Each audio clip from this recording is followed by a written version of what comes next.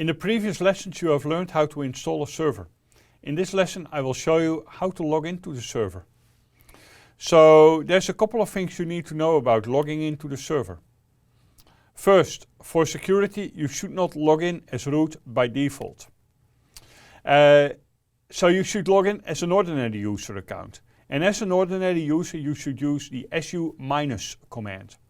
The su- command allows you to open a root shell and you can use it when you need it. The thing is that you don't want to be in a root environment if you don't really need the root privileges. It's too dangerous.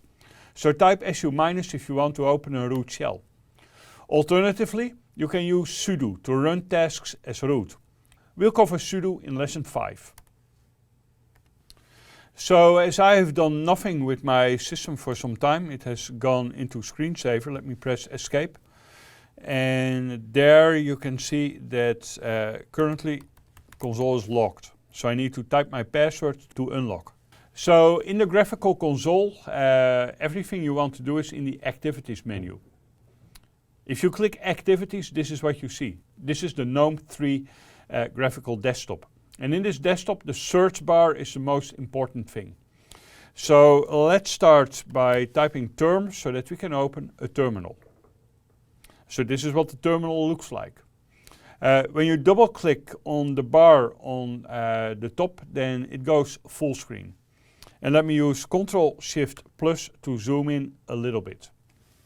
There's one thing I don't like in this terminal, and that is the setting, because it's using white on a dark gray background. I don't like that. I would like to switch that, so I'm going to edit, and in edit I'm selecting preferences. Next I go to colors, and then in the built-in schemes I am going to use black on white. There you go. That is just giving us better readability, and I like the better readability. Then there's something else I want to change now that we are here, which is in activities. Again, the search bar, so that I don't have to go through all the different options. I need settings, and in settings I want to go to power, because I don't want to type my password every 5 minutes when it has locked my screen after inactivity. So in power you can see blank screen is set to 5 minutes, and I'm going to change that to never. And the result is that it's not going to blank and lock my screen anymore. And that's more convenient. So what we see here is a shell as an ordinary user. In this shell you can see that I'm currently logged in as user student. That's my login name. At localhost. Localhost at this point is the name of this server. We haven't really provided a name for this server.